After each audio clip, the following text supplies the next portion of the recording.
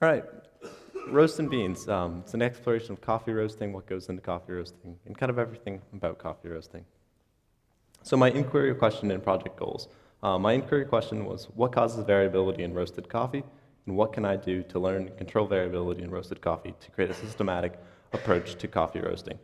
So in basic terms, that basically means how can I roast coffee and understand it better?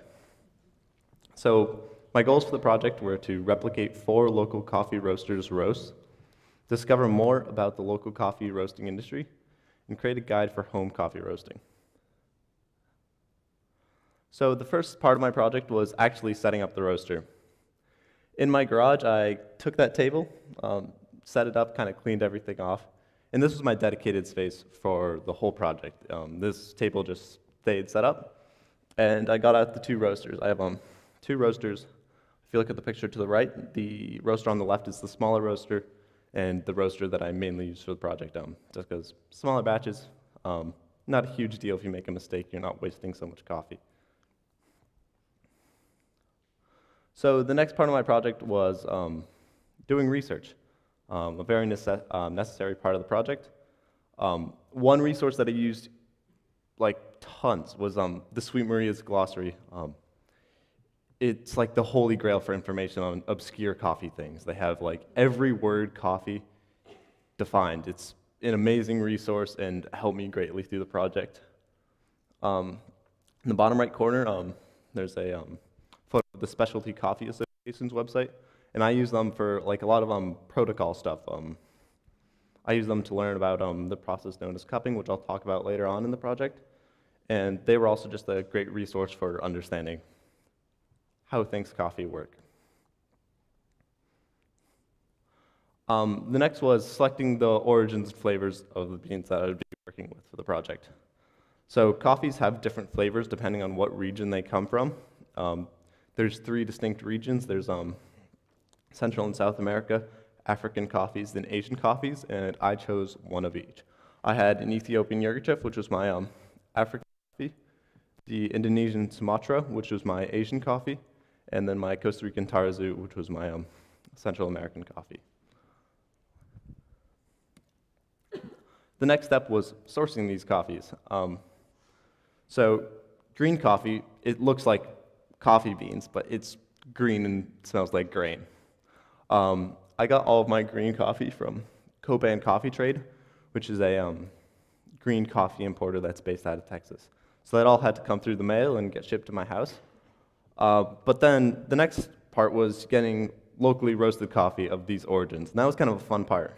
The center photo is of the single origin coffees that are at Coffee by Design in Freeport. I went there for one of the Indonesian Sumatras I used, as well as the Costa Rica Tarrazu that I used. And on the right is Moses Dyer Coffee, which is a coffee roaster that is based out of Harpswell. That is where I went for my Ethiopian Yirgacheffe. I went there on 2 Saturdays to a farmer's market, the Brunswick Topsom Farmer's Market that's on Pleasant Hill. That was a hugely fun experience. Loved talking to the people at Moses Dyer, and it was really a great time. The next step was actually roasting the coffee that I got. There's a couple fundamentals of coffee roasting, and kind of run it through so it makes a little more sense. Obviously, you have to measure out your coffee. If you don't use the same amount of coffee every time, it's not going to come out good. It's like baking. The next is putting the coffee in the roaster and selecting the settings. With coffee, there's really 3 things you have to watch out for. There is the blower speed, the heating element temperature, and the time that you let the coffee roast for. So once you put the coffee in, you gotta select all those things, and then you just sit there and watch it roast, and it's kind of fun. You gotta record information when you're doing it. You gotta watch how the color changes, how quickly it's changing, how fast the beans are moving. There's a very important indicator in roasting known as first crack. That's when the beans get hot enough that the water starts evaporating out. Makes like a crackling noise, almost like popcorn popping.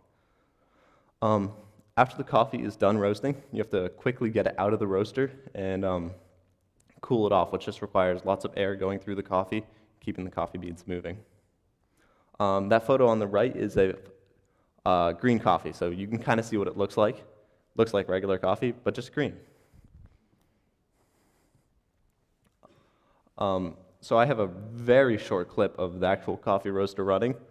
You can see how the beans bounce around in there.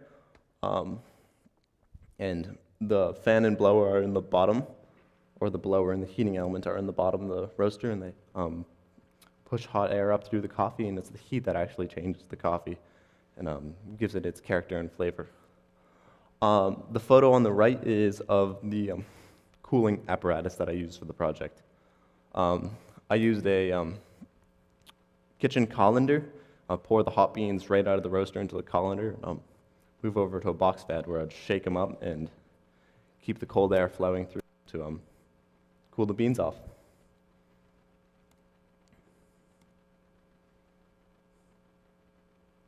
So the next was cupping coffee.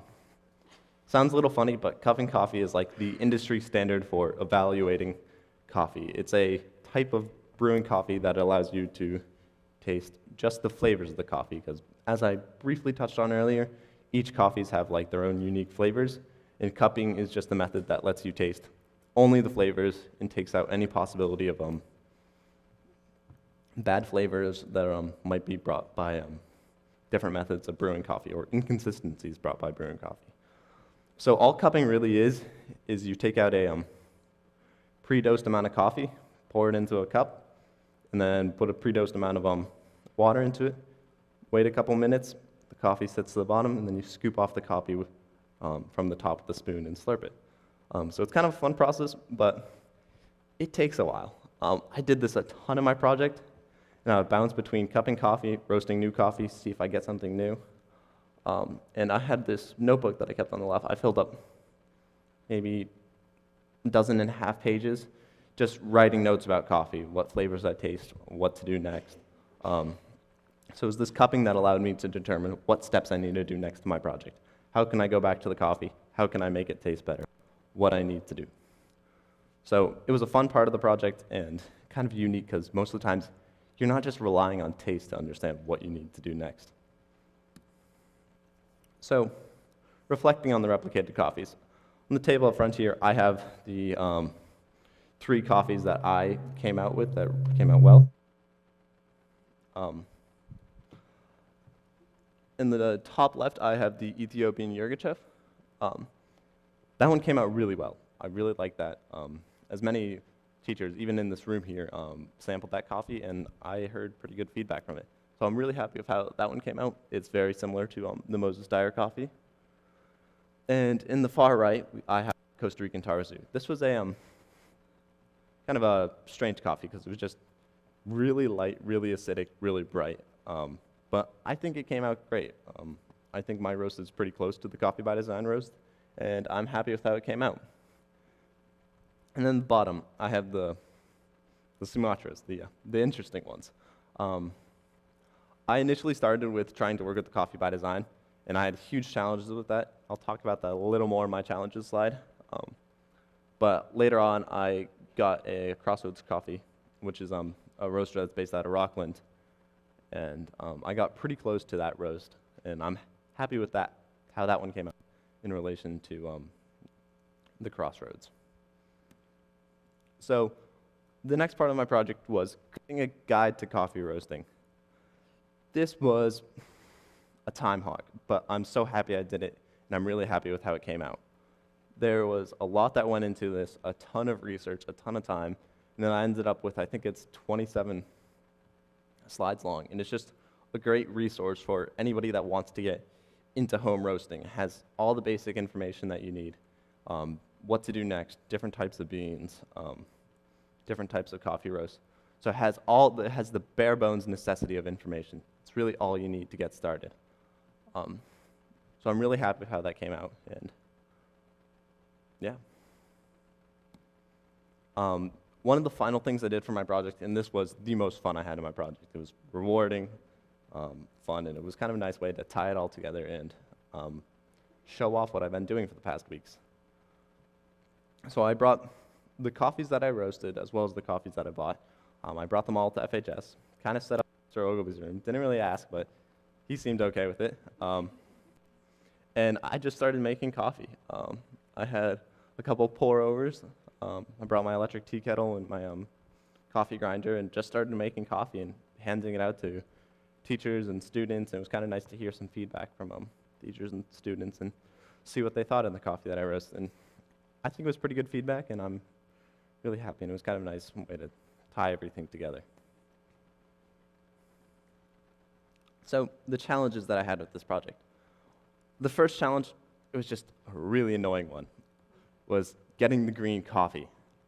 The Costa Rican green coffee that I ordered got stuck in shipping.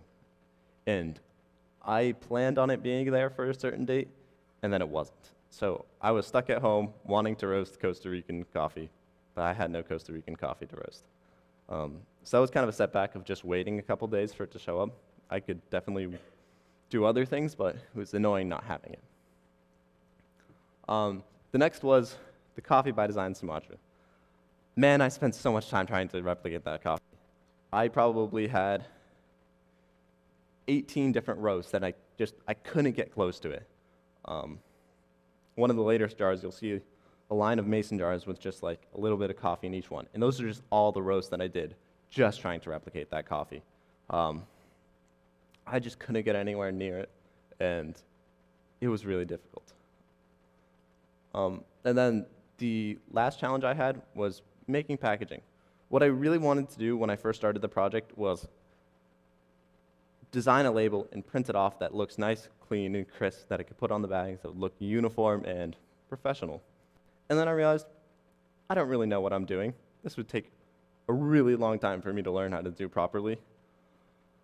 So I chose something that's a little more in my wheelhouse and hand wrote out the packaging. I did it in a nice color, and overall, I think it resulted in a product that I'm a little more happy with. It kind of gives that little more artisan look that I was looking for. So the skills I used from FHS, presentation skills. Between making my guide to roasting coffee and between making this project, I'm so happy that I've had years of experience making presentations, doing background research, accumulating knowledge, and without these skills, I feel like I'd be a little lost in this project. And then communication skills. I had a lot of time where I was just reaching out to businesses, just kind of randomly walking up to them and asking them strange questions that they probably don't have to answer on a routine basis. So I'm really happy for FHS for giving me this set of knowledge that I can do this in a way that is not weird and alarming to the people I'm approaching. And then time management. 4 weeks seems like it's a lot of time, but it's really not. You fly through that 4 weeks, and if you don't stay on schedule, you're going to run out of time. And I'm really happy for that.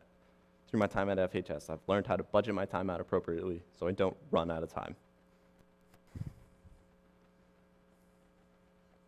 All right, key takeaways was learning out how to reach out to local businesses in a polite and professional way. It's a great life skill, and I think I'll carry it through for the rest of my life. The next is not putting off the boring bits until the end. I really had to keep myself from just doing the fun stuff at the beginning and the later stuff. And I think it was a good test of my own patience and my own personal skills. And I think that's something I'll carry through.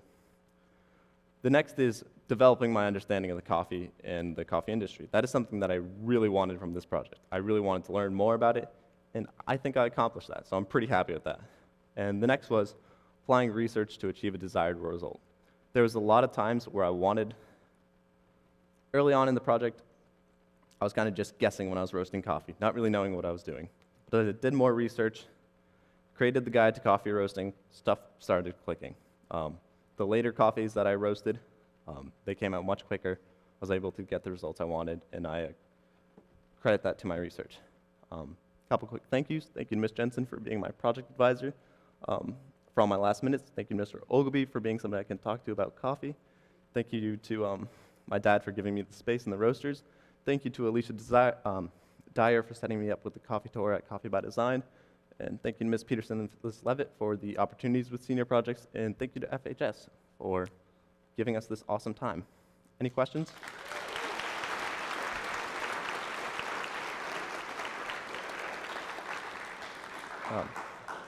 Ms. Blyer.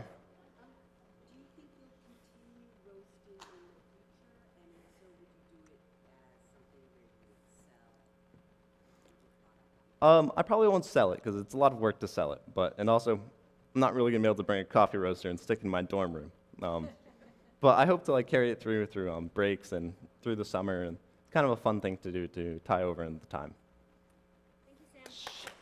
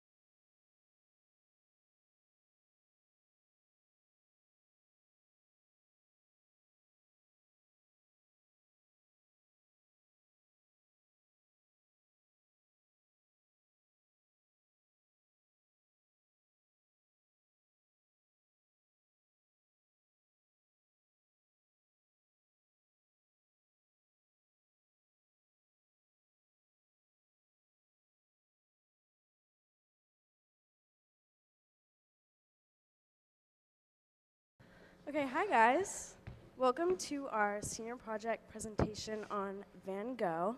I'm Mary Breyer. I'm here with Katie Murray, Mia Goodwin, and my sister Brooke Breyer. and we're going to be walking you through the evolution of our converted van. Okay, so first things first, our project goals. So our first project goal, obviously, was to redo the interior. There wasn't much we could do with the exterior, but we did know that we wanted to make the inside as aesthetically pleasing as possible. As for our second goal, we wanted to establish a clean source of power, and we knew that we wanted to do that using solar power. Then for our third goal, we wanted to optimize van space. So our van isn't a sprinter van. In other words, you can't stand up inside the van. So we did know that we wanted to correctly navigate the small proximities of the van. So my grandmother was actually the one that inspired us to do this project. She sold this van to my dad over a year ago last spring, and she previously converted to a camper van herself, but on a smaller scale than what we wanted to do. So this led us to the inquiry question of, how can we convert a gutted van into an off-grid camper van while maintaining a relatively low carbon footprint? So week one, we started off by gutting the entire inside of the van. So this included taking out the ceilings, taking out the flooring, and also taking out the plastic walls. And most of this we could do by hand, but some pieces were harder to take out than others. So we had to use tools like a handsaw or a pocket knife. Week one also entailed cleaning the van. It was here that we ran into our first issue. In the ceiling, there was a whole bunch of mouse poop and a lot of mice everywhere. When taking down the ceiling, it kind of got in our hair. It was really gross and a bad situation. We had to come in with the vacuum. But once the inside was all clean, we moved on to the exterior of the van. We scrubbed all the lichen and debris off and made it all shiny and new.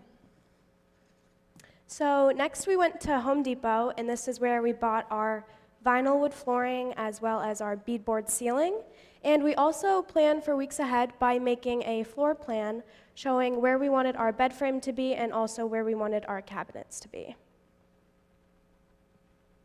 Okay, so because of our workload, we decided to work into weekend one. Starting Saturday morning, we did an electrical lesson with our field advisor, Pete Murray.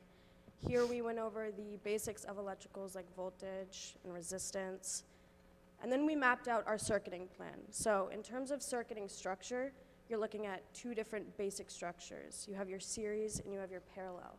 So series, your wires are connected by opposite charges, so you have your positive and your negative wires. And then parallel, they're combined with alike charges. So because we had two solar panels, it was positive, positive, negative, and negative. And this is important because inside our van, we're not going to be using something like a hairdryer where you need a lot of voltage in a short time frame. So the advantage of using a parallel structure is that you get a longer time frame of electricity for doing something like charging your iPhone or turning on a light. And then come Sunday morning, we got to apply this lesson to our van itself, which was cool. So the way that it worked is we installed our two solar panels on the roof, and then the sun's rays are absorbed through those solar panels, and then through that parallel structure, the wires are fed through a hole in the ceiling and connected to something called a regulator, and then the regulator is what then charges the battery. But that being said, the battery can't directly charge your phone or turn on a light, so what has to happen is the electricity from the battery then goes back up to the regulator, and then that output of voltage is what charges your iPhone or lets you turn on a light in our van. So week two, we started insulating the van. To begin, we went to Hancock Lumber and we got 3 inch-thick pieces of insulation and 3 half-inch thick pieces of plywood. To fit those into the van, we had to scribe them. And scribing is a technique used for when you want to put a square piece of wood into an area that's not perfectly square. So what you do is you find the deepest point in the wall and you trace around the curve of that area so that when you cut it out, it'll just fit like a puzzle piece. And once those pieces were all scribed and cut, we actually glued them into the van using liquid nail. Okay, so week 3 was divided into 2 parts in our presentation, and we'll tell you why. So the first part of week 3, we tackled the bed frame. And the first thing that we had to do was make the bedposts, and we then oriented them around the dimensions of the drawers that the previous owner had. The next step was to create support beams. We did this using a hacksaw, And then we arranged them in a lattice-like structure for optimum support. And then we finished the bed frame with a sheet of plywood that would be the surface of the top. And then as for drawers, the only thing we really had to do was cut the height dimension down to size to fit them under the bed frame, and then we just ended up painting them blue. So the second half of week 3, COVID hit. So first, Katie got COVID, and then 5 days later, both Mia and Mary tested positive for COVID, and somehow I didn't get it. So that took about 2 weeks out of our entire work period because the quarantine days were staggered. So luckily I was out of my quarantine period Monday of week 4, so I worked with my dad to catch up as we were far behind and we wanted to have something at least presentable if not finished for you all today. So we first started with the ceiling. We used a plywood sheet of beadboard. We cut it and scribed it to fit the space, and then we also made holes for where the ceiling lights would go. For the ceiling lights, we connected the wires from the solar panel regulator to the wires of the lights and just pushed those into place. We then moved on to the vinyl planking floors. This was tongue and groove, so it snapped together very easily. And we also used tongue and groove paneling for the walls because, like I said, they snap together very easily. We also used cedar wood for this because it's soft and goes with the curve of the van nicely. And then the last thing we did on week 4, we were all reunited. Our quarantine periods were over. We all wore masks just in case, but we painted the ceiling white, as you can see in that picture. So week 5 was our last week working on the van. This part of the week, we started the lighting. We installed the reader light and the dimmer, which connects to all 4 ceiling lights. So next we used 1x3s to do the trim around the windows, the walls, and the bed frame, which really made it all come together. And then we made the cabinets to maximize storage, and it also provided us with a countertop that we could use if we wanted to make food. And it also acted as a nightstand because it was right next to the bed frame. So here we have a little video van tour for you guys of the finished product. Somewhat finished. It's not fully finished yet, but this is what we have. Hi, welcome to our van. Come on in. First, over here we have a swivel seat. Welcome to our kitchen area. So this is the counter that we have yet to tile, but we will at some point. This is where we keep our food. Here's where we keep our cleaning supplies. And here's where all the electrical is for the lights. This is the solar panel regulator. This is the battery. And this is all the wires. This is what's coming from the solar panels, and this is what's attached to the lights. Up here we have some more cabinets, and this is where we keep our little cutting board. This is to utilize the storage space, and also because we didn't really know how to deal with that back wall. Over here, this is our reading light, which can turn on like that. And it's also the USB port for the phone charger. And then this is the dimmer, which turns on and off the lights, the ceiling lights, and also dims them.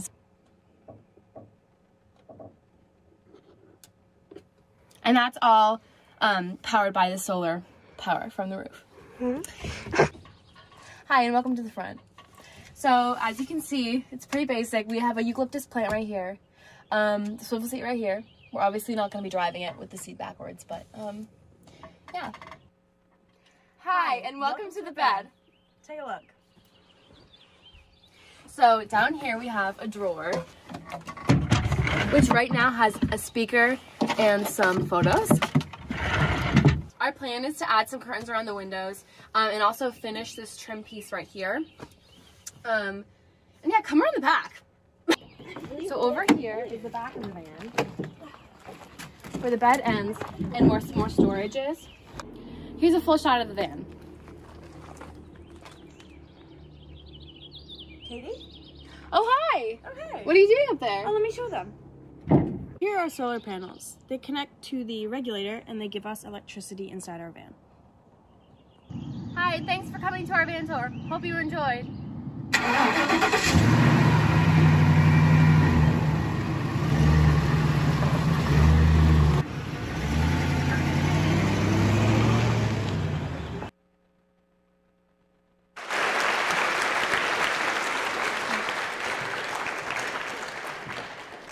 So some takeaways.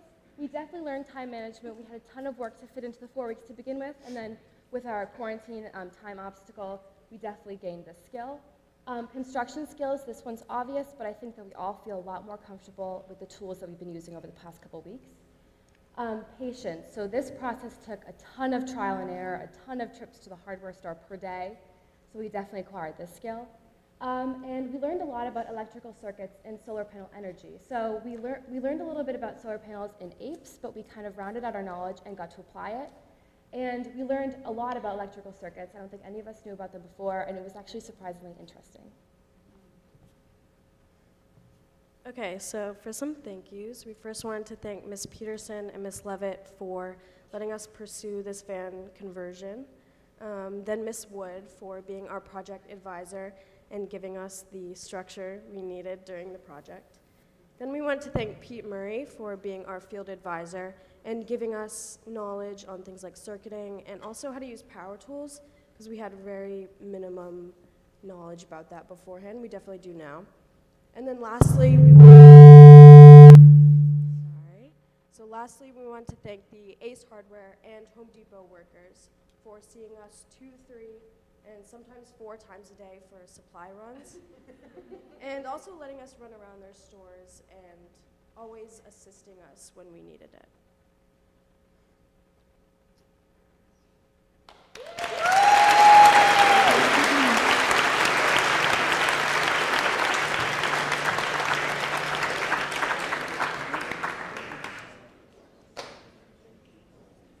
Any questions? Ms. Levitt? Your original proposal had a trip plan, but that got, kiboshed because of COVID. So do you have another trip that you would like to take? Yeah, so the question was, do we have plans for another trip because we all got COVID? So we were looking to go to like the White Mountains. We also had a plan to put it on something called Outdoorsy, which is kind of like Airbnb. And that way we would make sort of a profit. So yeah, the New Hampshire trip we are definitely looking to do sooner rather than later. Anybody else? Mr. Ogilvy? Did you guys worry about weight when you were adding in all the, outfitting the back of the van and weight and gas mileage? Because I'm assuming you're going to take it to Alaska. The question was worried about weight. Is that what you said? Weight? Yeah, weight when you're adding all the materials you added. That's a great question. We did not take that into account. I know that last time I filled it up actually was last spring, and it was over $100, so I can't even imagine how much it will be now to fill it up. But yeah, we actually didn't take that into account. Finn? Is there a budget for this? Yeah, so the question was, is there a budget for this? So we originally planned to have a budget, and we were going to incorporate that into our project, but again, we all got COVID. So it was an investment, I'll say that. But again, we're looking to put it on some sort of website like Outdoorsy. And we also, like Mary said, we literally went to Ace Hardware or Home Depot 2 to 3 to 4 times a day. So all those receipts kind of got lost in the shuffle. So we don't really know how much it cost, to be honest. Ames? Let me first start out. This was a really good project, and I really enjoyed it. What inspired you to make this project, and is there any cool and interesting adventures that you are going to take this van with, and that you're going to do with this van? Yeah, so the question was what inspired us, and then what are we planning to do? So like Katie said, her grandmother had the van and then gave it to her father, and then so come senior project time, we were like, oh, that'd be cool to completely renovate it. So that's where the inspiration came from. And then in terms of the trip, again, New Hampshire, White Mountains sort of thing. And I actually might take it to college with me. I'm going to college in Washington State, so I might at some point, not when I first get there, but I might at some point drive it out there. Rosie? What was the most rewarding or satisfying part of the project? The question was, what was the most rewarding or satisfying part of the project? I think finally getting the lights to work, because that is all powered by the solar panels on the roof, and I think it was just really gratifying to have installed those and then seeing it actually work, which is really nice.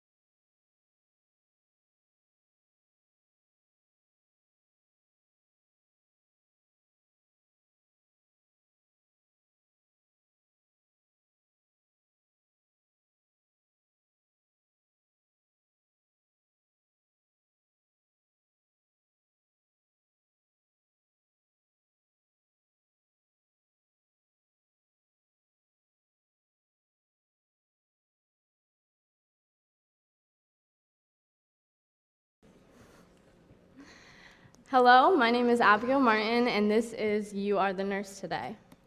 Before I begin, I do want to tell you a little bit about why I picked this project. For as long as I can remember, I've always wanted to go into the medical field. I at first wanted to be a heart surgeon, but when I realized how much schooling that they actually had to go through, my attention quickly went to nursing instead. And then when I was little, my mom actually got sick, and she was in the emergency room, and the nurses there had taken me out back to let me help my mom feel better. And that's where everything really started.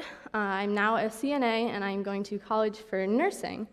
My project goal was to originally go to Mid-Coast Hospital to job shadow in the emergency department, but that quickly changed when I hit my first problem. I walked into the emergency room, and they had told me that over the weekend they went into outbreak status, and I would no longer be able to job shadow there. But they did call up Mid-Coast Walk-in Clinic, and they were happy to have me for the next couple of weeks. Although I was really sad that I couldn't go into the emergency department, I was very grateful that the walk-in clinic could have me. And then due to patient confidentiality, I had to sign a whole bunch of paperwork saying that I wouldn't break HIPAA and that I wouldn't give out any patient information. So on the first week, I went on a Monday and a Friday, thinking that a Friday would be a lot busier, but I was very wrong. On a Monday, you can wait up to 2 hours in the waiting room, and on a Friday, you might only wait like 20 minutes. The first thing that I saw was a family that came in who spoke Portuguese. It was very cool to see, and then the walk-in clinic actually has an iPad on wheels that they bring into the room, and they can do an over-the-phone translator. So at this part, they just tell the person over the phone the instructions, and then the translator translates it to the family. The language barrier was still very hard, even with the help of a translator. The next patient I saw, he came in for stitches being removed, and this is actually a very easy process. All you do is you take tweezers, you pull up the stitches, you cut it with scissors, and once they're all done, you put a steri strip on it and kind of send them on their way. These two photos right here on the right are what you would see when you walk right into the walk-in clinic. It asks you your first name, your last name, your date of birth, and the reason why you were there. Most people don't put their phone number, but obviously if you're going to go wait on your card, then we need a way to call you in. And the pictures on the left are 2 rooms that you could possibly go into. The first one is a procedure room. This is where people that either need stitches or may need them removed may go. An eye infection may go in there also. And then the bottom 2 are just like a normal room that everyone can go into. And nurses, when they go into a room, I call this the nurse on the stick. They bring this into the room, and inside the basket is an ear thermometer, a little kid's cuff, an adult's cuff, and a larger adult cuff to take blood pressure. And they also have an pulse ox, which is placed on your finger, and it measures your oxygen saturation in your blood and your heart rate. And so this picture on the right is a very healthy person. Normal blood pressure, like a perfect blood pressure, is 120/80, and they have 116/81. So we love to see that. And then for their oxygen saturation is 100%, which also we love to see. The only time that we ever start to get worried is when your oxygen saturation is like a 94 or lower, but if it's 98, then there's no need to worry. And then their pulse is 77, which again is great. Average heart rate for an adult is 60 to 100 beats per minute. So again, this is a very healthy person. Week 2, I saw a lot of COVID boosters being mixed and handed out to patients. I say mixed because half of it is the vaccine and half of it is a diluent, which dilutes the vaccine and helps it be more effective. The second person I saw came in for dizziness, which was probably one of my favorites. I know, it sounds crazy, but we actually had to do an EKG on him, or an ECG is the actual name. It's an electrocardiograph. The test on the right over there is a perfect heart rhythm, and this is what the test is basically for. They have 10 stickers that go all over the body. 2 of them go on each wrist, and 2 of them go on each ankle, and 6 of them go around the heart. Again, this is to measure your heart rhythm to make sure everything is good. The next patient I saw came in with an eye infection. It is very common. You'll probably see it on an everyday basis. And then on week 2, I actually ran into my second problem. My shoulder had been bothering me for a couple of days, and I actually went back to the walk-in clinic, but as the patient this time, and they put me in a sling and referred me to PT, where PT told me that I may have torn my labrum in my shoulder, which is the hard cartilage between your ball and socket. It's not very common to see. Yes, I still go to PT, and yeah, I should be wearing my sling. Sorry, Miss Flyer. Week 2, they also started this new thing where they have just these laminated cards that go outside the room to help tell them whether a room is clean or dirty. On week 3, this was probably the most exciting one. I started every morning the same, Monday morning, thinking about how crazy busy it is in here. And we actually had a patient come in that had brought us a tick in a Ziploc baggie.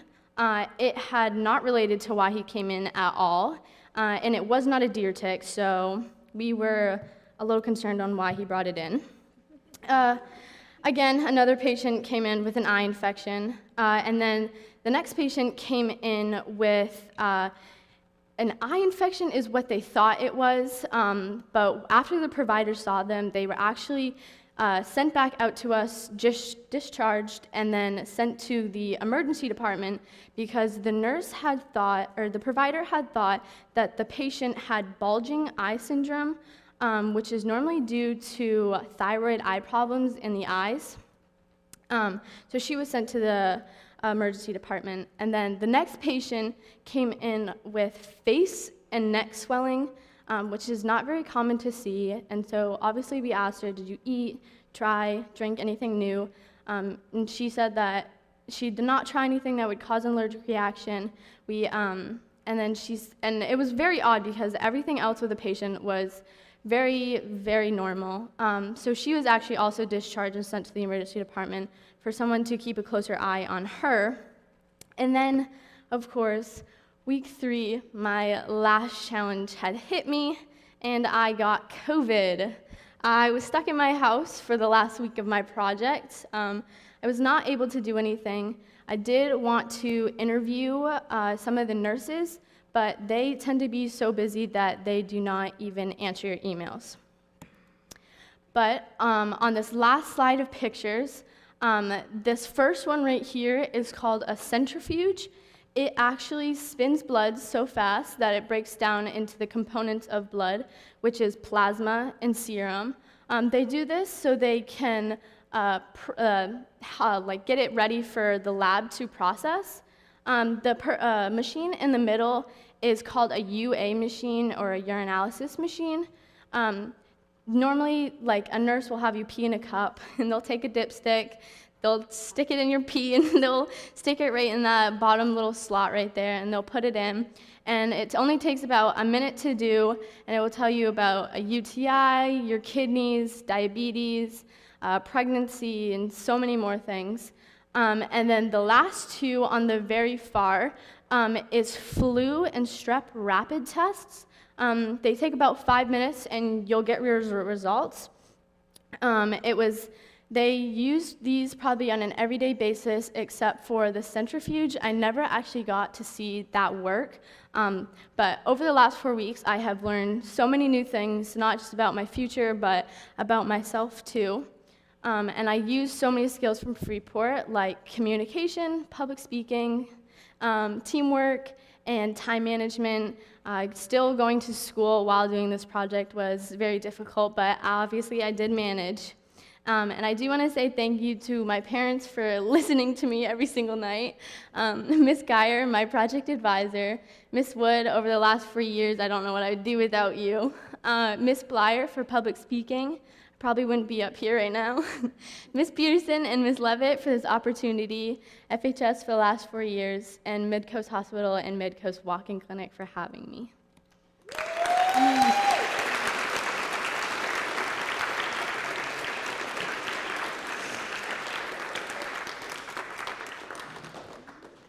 Any questions? Yeah, Ms. Levitt. After doing this project, what would you say is the hardest part about being a nurse? The question was, after doing this project, what did I learn about being, what is like the hardest about being a nurse? I would say patient, with the patients. You need a lot of it. Some of them refuse to do things, some of them just don't want to do anything. And yeah, I learned a lot of patience dealing with patients. Yeah. Do you ever, healthcare practitioners ever get to see like what actually happened? You said a couple times they had to be referred to the ER. Yeah, so definitely the question was like afterwards, when they're sent to the emergency department, do they find out what's wrong after? So most of the time, the provider will chat with the emergency department. They actually call up the emergency department before sending them. But the nurses, I don't think ever really find out what is wrong with the patient unless the provider says, because there are plenty of times where we had so many patients that came in and then I actually had no idea what happened to them in the long run, even if it was like a broken bone or if it really was an eye infection. But yeah. Any other questions? Oh yeah, Ames. What inspired you to go into the nursing, to becoming a nurse? Like, what inspired you to this, that you wanted to study this field of studies? I'm not sure actually what sparked my interest at such a young age, but when my mom did get sick, the nurses at the emergency department, like I said earlier, actually brought me back and helped my mom get better, and I felt like I was the nurse that day, and I actually walked in with a fake white jacket and my fake stethoscope, thinking that I was the nurse. It was a very young age, but that's what inspired it all. Any other questions? Oh, yeah, Abby.